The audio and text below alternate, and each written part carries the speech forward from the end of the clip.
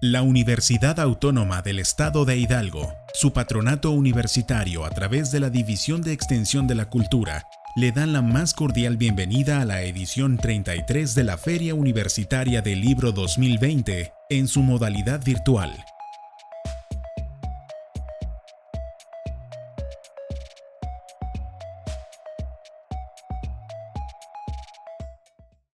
Buenos días, buenos días en el momento en que estamos grabando esto. Ustedes lo verán en algún otro momento. Es lo bueno de que sea un video grabado.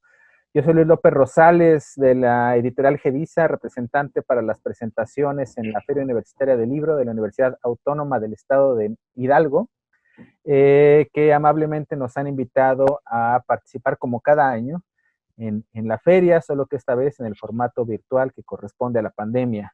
El próximo año seguramente estaremos por allá en vivo. Es una feria que además nos gusta mucho por la intensidad de la participación de los jóvenes y de los profesores y de la gente de Pachuca que se da la vuelta por el Poliforum.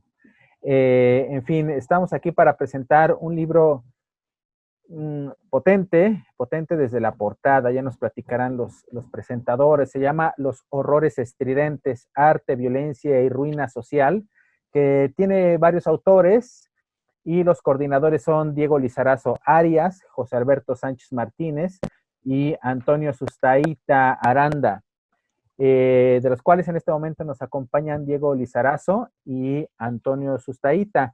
Para la ocasión haremos la dinámica muy sencilla después de esta presentación mía, y los agradecimientos una vez más a la feria, a los presentadores. Daré paso a los comentarios. Primero irá Diego y después Antonio. Este libro, por cierto, es una coedición de Gedisa con la Universidad Autónoma Metropolitana, Unidad Xochimilco. Entonces, primero va Diego. Diego es profesor e investigador de tiempo completo de la UAM, de la Universidad Autónoma Metropolitana. Es doctor en filosofía, miembro del Sistema Nacional de Investigadores Nivel 2, autor de 17 libros sobre hermenéutica, estética y filosofía de la imagen, así como más de 100 artículos en revistas especializadas nacionales e internacionales. Es premio de investigación en humanidades 2007 y premio de investigación en ciencias sociales 2008. Además, premio de investigación en filosofía estética en 2009. Entre sus libros destaca Iconos, Figuraciones, Sueños, Hermenéutica de las Imágenes. Y bueno, Diego, por favor, adelante con tus comentarios y cerraremos micrófonos para que tú hables libremente, sin interrupciones. Bueno, es un gusto estar con ustedes. Agradezco mucho a la editorial Gedisa la invitación, y la participación en esta feria para nosotros es muy importante. No obstante que por las condiciones actuales tenga que ser virtual, yo creo que las universidades, las instituciones, las comunidades están donde están los seres humanos reunidos, y entonces en este momento la feria es esto, porque estamos aquí reunidos nosotros pensando en libros, celebrando los libros. Creo que eso es lo más importante.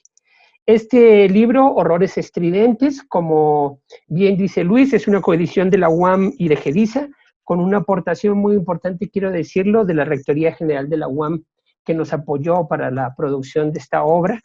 Es una obra que, diría yo, tiende un arco entre dos regiones muy importantes para reflexionar y problematizar el tema de la violencia.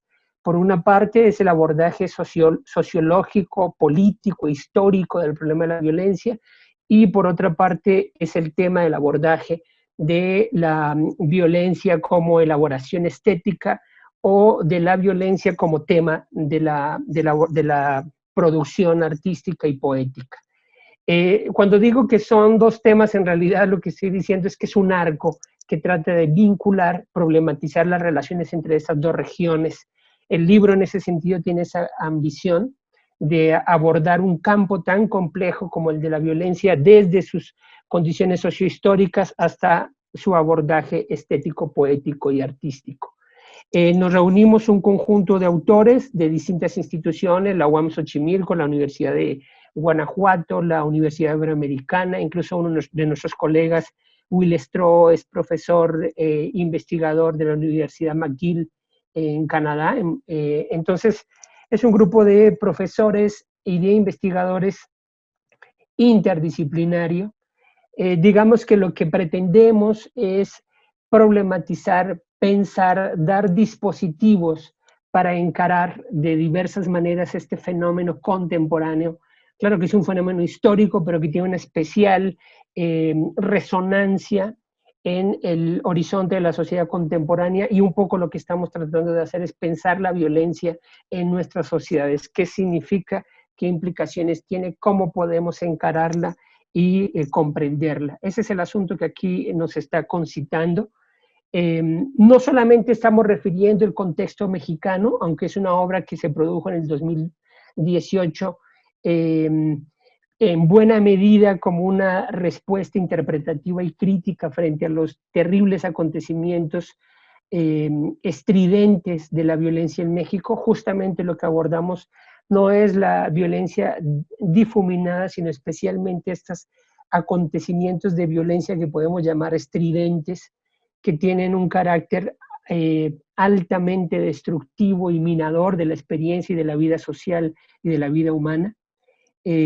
Tlatlaya, Ayotzinapa, Villas de Salvarcar, San Fernando, los feminicidios, en fin, ese horror en el que nos hemos visto envueltos en México en los últimos años. Pero la obra no se circunscribe a ello, aunque hace una referencia crítica e interpretativa de ese contexto. El elemento fundamental es ofrecer herramientas para pensarla, para procesarla de alguna manera. Y en ese sentido, en la primera parte del texto hay una serie de artículos que me parecen altamente significativos. No hablaré de todos, solamente haré una mención muy breve de algunos de ellos. Por ejemplo, el texto de Raimundo Mier, Espectros de la Violencia en México. Es un texto que da cuenta un poco de esta terrible contradicción, de esta difícil contradicción entre una sociedad que ha experimentado procesos de violencia, de esta altísima exacerbación como la que he mencionado, y que en realidad no tiene manera de procesarlo o de dar cuenta, de dar una intelección de estos fenómenos, en contradicción con una suerte de proceso de habituación social a estos procesos. Estamos entre esa contradicción de fenómenos indescifrables, pero a la vez de dinámicas sociohistóricas, sociales, de cierta habituación a esta clase de procesos y experiencias. Y un poco lo que Raimundo Mier está poniendo en juego también es el tema de cómo parecieran los medios de comunicación prioritariamente los lugares donde se procesa representacionalmente y simbólicamente esta clase de acontecimientos. Ya nos comentará Antonio cómo el arte es quizás el otro gran polo de elaboración simbólica e intelectiva de estos acontecimientos. Pero los mass media, es un poco lo que plantea Raimundo Mier, los mass media no logran, por su dinámica de banalización y mercantilización del proceso, no logran aportar un ápice en su comprensión. El artículo de Javier Estinú, del Milagro Mexicano, el infierno mexicano, rápidamente diré, hace un balance, yo diría, devastador de las condiciones de violencia en el país en todos los ámbitos, desde el ámbito de la política, desde el ámbito de la economía, desde el ámbito de la sociedad, de la destrucción ambiental, de la violencia de género. En fin, es un balance bastante sobrecogedor. Solamente mencionaré para finalizar que mi artículo, el que escribo con la antropóloga, la doctora Joyce Paniagua, es un artículo que le llamamos La sociedad atroz, violencia y pacto social, y ahí lo que estamos básicamente es cuestionando el concepto de pacto social como principio que permite la protección de la sociedad a partir de un acuerdo mítico racional, ¿no? Entonces nuestro planteamiento es que el pacto social en realidad opera discrecionalmente, cubriendo ciertas áreas de la sociedad, pero dejando ciertos sectores, generalmente los sectores excluidos y más debilitados de nuestro mundo social, dejándolos descubiertos totalmente del pacto social. Para los que experimentan la violencia atroz, las violencias de exclusión, las violencias de género, etcétera, en realidad no hay pacto social. Entonces ahí hay un problema en el concepto mismo y en la comprensión misma que la modernidad tiene de su principio civilizatorio. Bueno, no quiero decir más, ya le doy la palabra a mi estimado colega Antonio Sustaíta, que nos presentará quizás parte de esta segunda dimensión de la obra.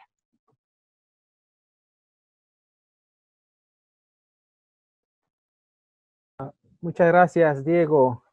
Es un orgullo además decir que varios de los autores incluidos en este volumen son autores de antes o colaboradores en otros volúmenes publicados por Gedisa. Es el caso de Pablo Lazo Briones, con un amplio estudio, quizás el más importante en México, acerca de Charles Taylor, o Raimundo Mier, que es coeditor junto con la artista plástica Ambra Polidori, de una especie de observación topológica del pensamiento crítico, una cosa muy interesante en dos volúmenes inmensos que se llama Nicht für immer, no para siempre, y que reúnen 79 pensadores hablando del pensamiento crítico, de la historia, de la Escuela de Frankfurt, etc. Bueno, pues en efecto, ahora vamos a escuchar a Antonio Sustaíta. Antonio, que ahorita nos va a platicar, él es además el creador de la portada de este libro. Él es doctor por la Universidad Complutense de Madrid en la especialidad de arte contemporáneo, profesor investigador de tiempo completo en el Departamento de Artes Visuales de la Universidad de Guanajuato, miembro del Cuerpo Académico Consolidado Estudio e Investigación en Artes Visuales, miembro del núcleo básico del doctorado en artes, maestría y doctorado de la Universidad de Guanajuato, miembro del Sistema Nacional de Investigadores nivel 1, libros publicados hasta ahora, bueno, entre muchos otros: El baile de las cabezas para una estética de la miseria corporal, y ese es de 2014, y Ética de lo abyecto, cuerpo y horizonte narrativo, de 2017. Adelante, Antonio, y bueno, pues conecta tu micrófono, tienes desconectado.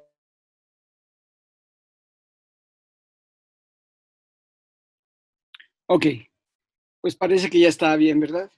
Bueno, pues quisiera empezar mostrando aunque ya la hayamos visto hace unos minutos o hace unos instantes, la portada. Se trata de un collage digital de los horrores de la guerra, ¿no?, de Goya, y por otro lado, un acontecimiento que ocurrió en la Ciudad de México cuando fue jefe de gobierno Mancera, que fueron unos colgados por enfrentamiento del narcotráfico, allí en un puente que se llama de la Concordia, curiosamente, ¿no?, que divide la Ciudad de México con la zona oriente del Estado de México. Me pareció, para empezar esto, me pareció como una declaración de principios de lo que iba a tratar la obra, ¿no? La violencia, la cuestión estética. Como bien ha dicho Diego, el libro podríamos decir que está articulado en dos partes.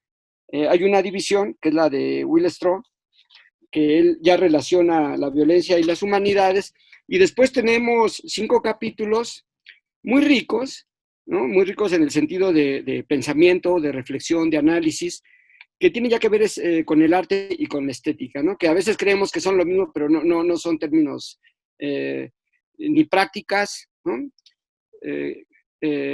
iguales, ¿no? No son una ecuación cero, sino que son cosas distintas, a pesar de que comparten muchos puntos de contacto. De José Alberto Sánchez Martínez tenemos Cuerpo y acontecimiento de la violencia en el arte contemporáneo, de la violencia en el arte como detonante de la resistencia artística, de Pablo Lazo, que ya lo has mencionado. Tenemos de Álvaro Ruiz, Narcoliteratura entre la identidad y el mal, un capítulo mío que se llama Arte Contemporáneo y Violencia, Marcel Duchamp y Joseph Beuys, y las fuerzas ficticias, un concepto de Valéry, narrativas encontradas en el clamor por la justicia, un mural de Cauduro, ¿no?, de la autora Fabiola Ruiz. Estos 5 capítulos, no voy a entrar en detalle, ¿no?, porque ocuparía mucho más tiempo del que tengo ahora, pero sí quisiera yo, en cierta forma, poner los puntos o las líneas que nos ayuden a realizar una cartografía de qué es de lo que se trata el tema. Es decir, qué pasa con la violencia y el arte. Algunos creen inocentemente que el arte, por ejemplo, sirve para huir de la violencia, o que una educación artística serviría como una vacuna, ¿no? Para inocular este virus de la violencia. Y mientras hablaba Diego, yo pensaba precisamente que tal vez si algo define a lo humano es la violencia, esta violencia desproporcional. Y no solo desproporcional, que pudiéramos decir o llegar a decir que es incomprensible, sino que es totalmente comprensible porque, a diferencia del animal, que es también violento, por otro tipo de cuestiones, el ser humano es el único que simboliza la violencia. Y esa simbolización de la violencia precisamente es del arte y la estética, ¿no? El arte sería el producto final y la estética sería la metodología de simbolización, de provocar lo simbólico en la violencia. Así que tenemos violencia desde la etapa prehistórica, con las cuevas de la araña y de otros lugares, donde tenemos violencia contra animales que el ser humano necesitaba comer. Y si nos vamos históricamente, cada etapa de la humanidad, en cierta forma, pues se ha caracterizado por la forma en que representa la violencia, en que la simboliza. Y parece que es algo necesario en la humanidad. Ahora podríamos decir, para no hacer un recorrido histórico tan largo, que es en el año 1936 y a causa de las dos guerras, la Gran Guerra, la Primera Guerra Mundial y la Segunda Guerra, cuando ya se advierte que viene, cuando en el año 1936 dos personajes que son clave para entender el pensamiento contemporáneo sientan los precedentes de la relación entre el arte y la violencia. Uno es Georges Bataille en la revista Acefal, donde dice: lo que nosotros estamos haciendo tal, es algo que no debe confundirse, por supuesto, con el arte. Estamos haciendo la guerra, ¿no? Es un grupo de pensadores, de artistas, y en ese mismo año, en el apartado 19 de esta obra de Walter Benjamin, la reproductibilidad, la reproducción, no recuerdo el título ahora, de la obra de arte. El arte en la época de su reproductibilidad técnica. Exactamente. En el apartado 19, él habla también de la relación de la guerra y del arte, ¿no? A un punto que dice que también es difícil ver cuáles son, separarlas, ¿no? Obviamente es un momento de gran conflicto, de gran complejidad, y también parece que el llamado es el mismo que había hecho Bataille unos días antes o unos meses antes, y él lo resuelve en estos términos. Frente a la mayor organización estética del poder para destruir al ser humano, al ciudadano, que es la estética de la violencia, el artista revolucionario, el revolucionario responde en términos de es estética de la violencia y es por parte del poder, del fascismo, es la violencia, la estética de la violencia, y por otro lado es el arte político, ¿no? Parece que es así como lo resuelve. Entonces, podríamos decir también con Agamben, ¿no? y con base en Nietzsche, que lo contemporáneo, que es lo que se trata aquí en estos capítulos, dice Agamben que consiste en esa facultad que tiene el hombre intempestivo, el hombre poderoso, de mirar entre el amplio y desplegado campo de luz del presente las zonas de oscuridad, ¿no? Es decir, estas zonas que hablan de la manifestación de la violencia del individuo, ¿no? Del ciudadano. O sea, nos hablaba hace unos momentos Diego del pacto social. Es un pacto que, digámoslo así, desde sus inicios, por la propia naturaleza del ser humano, sufre atentados precisamente por esto que identificaron Freud con el nombre de lo tanático y Fromm con el nombre de lo necrofílico, con esta violencia que es simbolizada. Y cuando digo simbolizada no digo nada más que se puede representar, sino que se puede planificar, ¿no? Es decir, que se puede hacer una bomba en papel con una fórmula, y esta bomba puede destruir a millones de personas, ¿no? Es decir, estas cosas no están alejadas de lo humano, no son opuestas a lo humano, definen lo humano, y podríamos decir, casi siguiendo a John Clare, ya para terminar con esto, que en la medida que el ser humano reglamenta más las relaciones entre los individuos, así como él dice que mientras más reglamentación y más control moral existe, aparece el arte del cuerpo, ¿no? De lo abyecto, como para demostrar la máxima abyección. Pareciera que mientras más controles políticos hay sobre el ciudadano, hay mayores manifestaciones de este principio tanático, necrófilo, violento, y mayores desafíos. Es decir, que vivimos en una etapa, en un momento de una gran contradicción social, porque mientras mayor sea el número de leyes que prohíben, que castigan la violencia, parece que se logra lo opuesto. Es decir, la manifestación constante, cotidiana de actos violentos, y el arte lo que hace es tomar un registro, ¿no? Tomar un registro, porque necesariamente el arte se ha politizado y se ha convertido en eso que Michel Foucault llamaría la parresía, es decir, la franqueza de palabra, decir qué es lo que está incorrecto.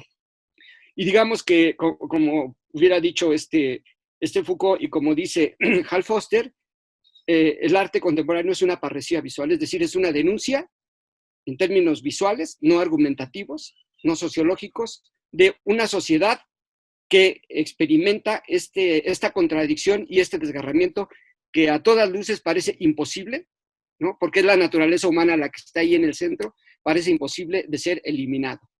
Es un libro, ¿no? Muy interesante, muy actual, que nos ayuda a entender estas cosas que acabamos de plantear Diego y yo. Me parece que es un libro necesario para entender luego ahora esta otra violencia que estamos viviendo con la pandemia, que habría que hacer una segunda parte de este libro, porque los controles estatales sobre el espacio y las interacciones de los seres humanos han provocado unas violencias que hay que inventariarlas necesariamente. No estamos viviendo un momento que debe hacer esto. Bueno, también quisiera decir que pues pertenecemos a un grupo que se llama Grupo Independiente de Investigación de Imagen y Violencia, ¿no? Diego, Alberto, Pablo, hemos producido otras cosas, y bueno, nuestra relación académica, intelectual y amistosa ha sido muy fecunda en este sentido. Yo agradezco muchísimo a Editorial Gediza, a la UAM, que fue mi alma mater, ¿no? La oportunidad de seguir colaborando con ellos y produciendo cosas que puedan servir para comprender la vida contemporánea. Muchas gracias. Gracias, Antonio.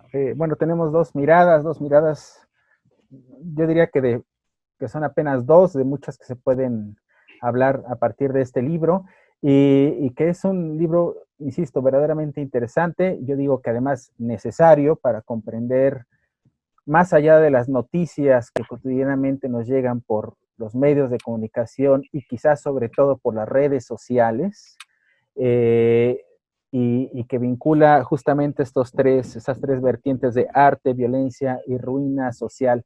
Quisiera que profundizaran o invitarlos a dialogar un poco hacia justamente cómo es que la exposición a la violencia ha modificado nuestra apreciación del arte, nuestra resimbolización de la ruina social con la que convivimos cotidianamente en algunas zonas del país más que en otras. Diego. Bueno, yo quisiera plantear dos ejes un poco respecto a esta pregunta que tú has señalado.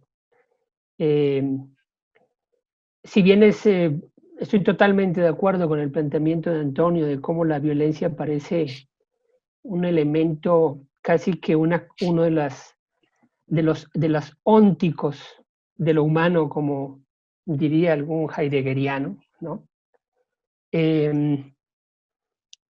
Las sociedades tienen menor o mayor capacidad para negociar, reticular, gobernar, orientar, procesar esta condición humana en diversas direcciones, ¿no? Comparto con Antonio este planteamiento de que, al contrario de lo que supone el sentido común o ciertos sentidos comunes bastante interesados, de que la sociedad moderna es una sociedad más civilizada, menos violenta, es una sociedad que ha superado la barbarie. Yo sospecho, y esto es una sospecha que han tenido muchos autores y muchas inteligencias a lo largo de la historia y especialmente, obviamente, en el mundo contemporáneo, empezando por Walter Benjamin, de que la modernidad no es distinta de la barbarie, sino que la modernidad es una elaboración de la propia barbarie. Benjamin decía, no hay documento de cultura que no sea un documento de barbarie. Cada una de nuestras instituciones tiene una dimensión oclusiva, represiva y destructiva, aunque sean instituciones que se presentan como proactivas y constructoras de lo humano. Justo hace un momento yo planteaba la gran estructura que inventó la modernidad para controlar la violencia fue el pacto social, el contrato social.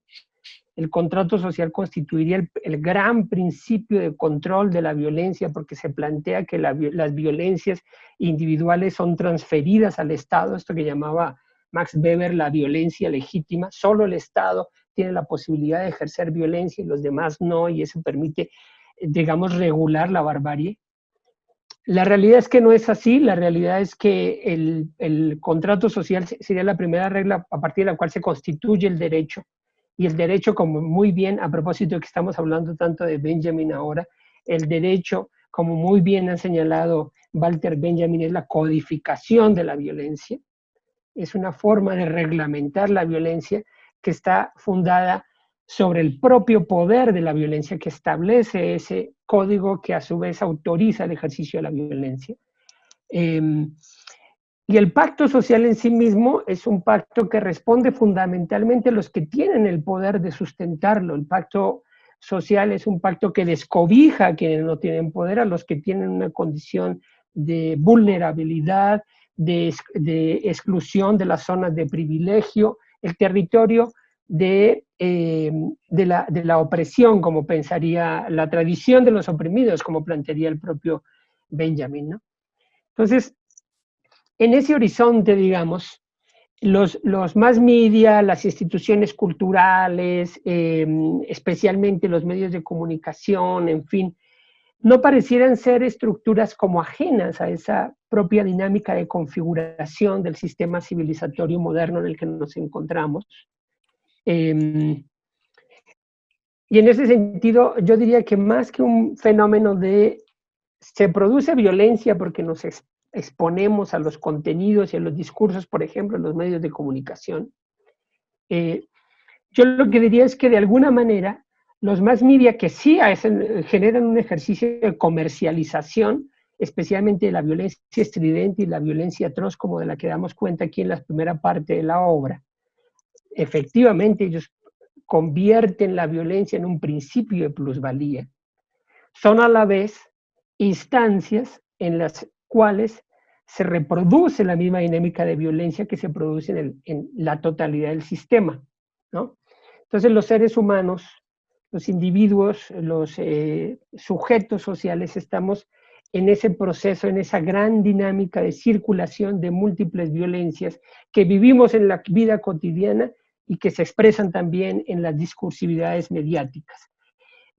Los medios no constituirían, digamos, solamente una especie de ventana o reflejo de la violencia social, sino que formarían parte de esa gran continuidad de esta multiplicidad de violencias en las que los seres humanos vivimos. El tema aquí es cómo podemos generar espacios para crear cierta excepcionalidad. La literatura es uno de esos espacios, ¿no?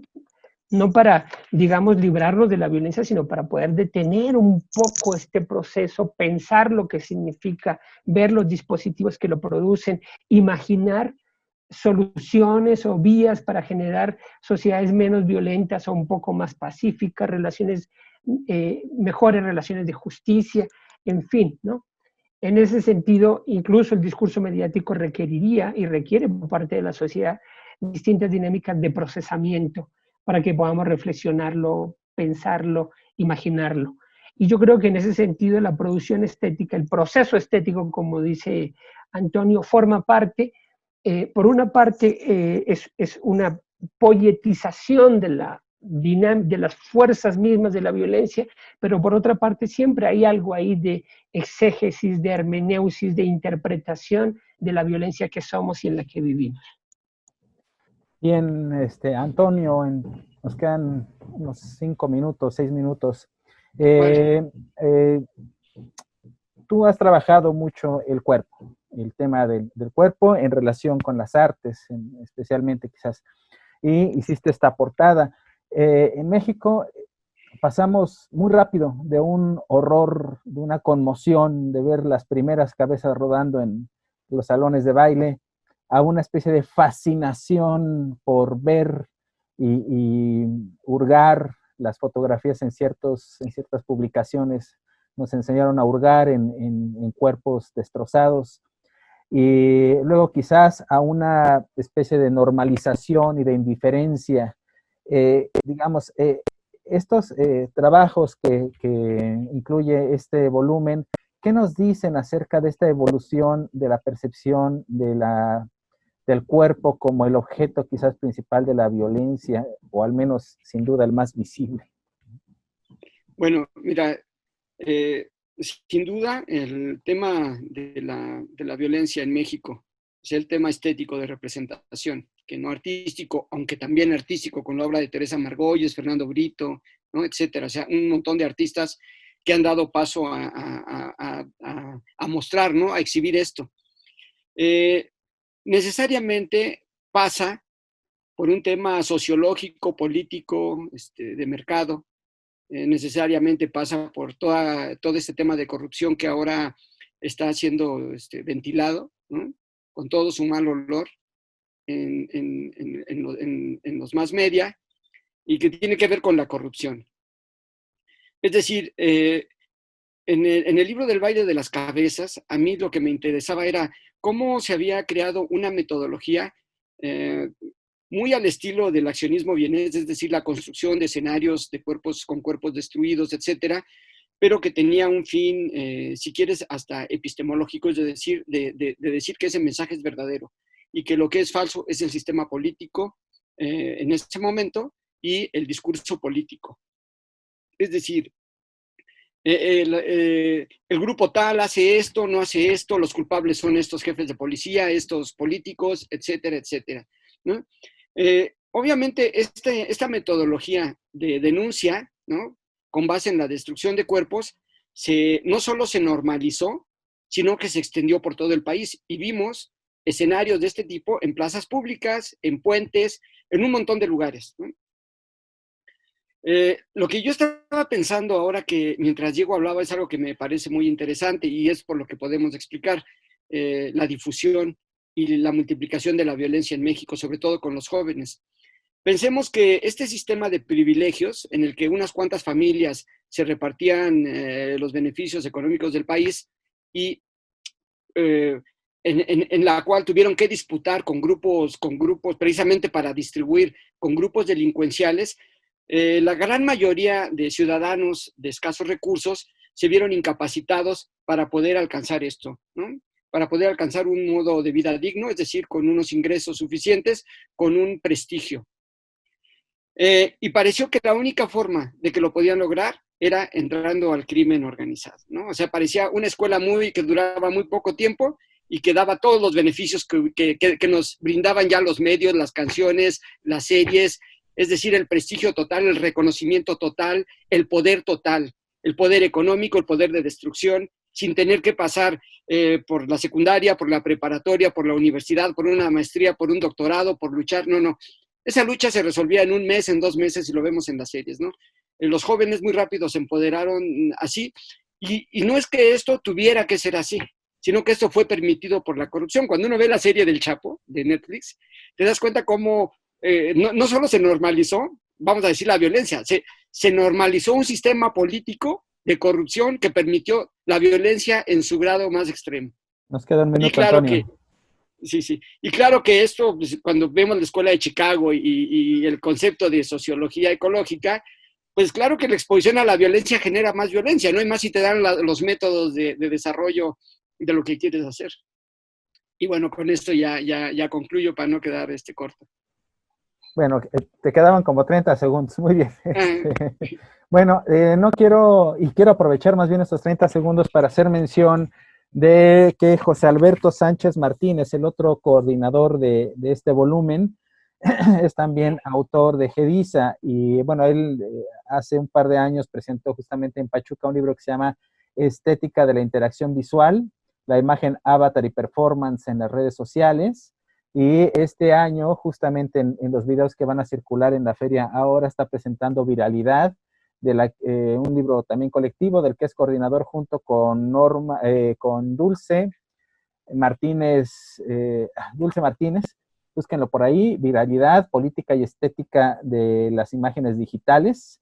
Entonces, bueno, ellos tres han coordinado este volumen. De verdad, es un volumen muy impactante, insisto, desde la portada, pero también cuando uno va leyendo los ensayos, uno va reflexionando quizás cada vez de manera más profunda acerca de los que nos ha tocado ver en este país en estos momentos por todas partes y que no tiene visos, además de que vaya a concluir pronto.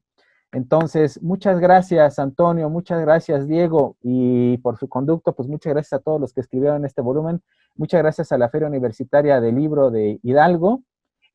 Cómprenlo, recuerden, una coedición de la UAM y Gedisa, pueden solicitarlo en línea en las librerías, hay portales y librerías que ya nacieron virtuales para que les llegue a su casa, no tengan que salir, y si pueden salir, van a las librerías, háganlo, apoyen a las librerías para sostener los empleos que están muy precarios en estos momentos. Muchas gracias, Antonio, muchas gracias, Diego, y seguimos en contacto. gracias a Gedisa y a la UAM. Gracias, colegas.